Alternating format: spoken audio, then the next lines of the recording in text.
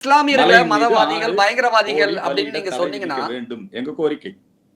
மலையில காசி விஸ்வநாதர் கோயில் அது பாதுகாக்கப்பட வேண்டும். மலையிலே தீபத்தூணிலே தீபம் ஏற்ற வேண்டும். தினசரி வழிபாடு நடக்க வேண்டும். இதெல்லாம் எங்களுடைய கோரிக்கை. அதுக்கு நாங்க கோர்ட்டுக்கு போயிருக்கிறோம், ஆவணங்களோட போயிருக்கோம். நாங்க முஸ்லீம்களுடைய மத நம்பிக்கையை மதிக்கிறோம், அவங்களோட சேர்ந்து வாழ விரும்புறோம். இந்த திமுக காரன் ஓட்டு வாங்குறதுக்காக முஸ்லீம்களுக்கு அவங்கள ஏதோ ஆபத்து இருக்குது, அவங்களுடைய தர்கா வழிபாட்டை தடுத்துட்டாங்கன்னு ஒரு பொய்யான வதந்தியை பரப்பி இப்படி ஓட்டு வாங்கி பொழைக்கணுமா? ஆட்சியில் இருக்கணுமா? வெக்கமா இல்ல உங்களுக்கு? இப்படி எல்லாம் போராட்டத்தை நடத்தி நீங்களும் ஓட்டுக்காக தான் இதெல்லாம் பண்றீங்களா? நாங்கெல்லாம் தேர்தலுக்கு எங்களுக்கு சம்மந்தம் இல்ல சார், புரியுதுங்களா? நாங்க எங்களுடைய அடையாளத்தை, எங்க தமிழ்நாட்டினுடைய அடையாளம் திருப்பரங்குன்றம் மலை. நீங்க இது சாதாரணமா நீங்க ஏதோ போற போக்குல சொல்றீங்க சின்ன பிரச்சனை, தப்புங்க.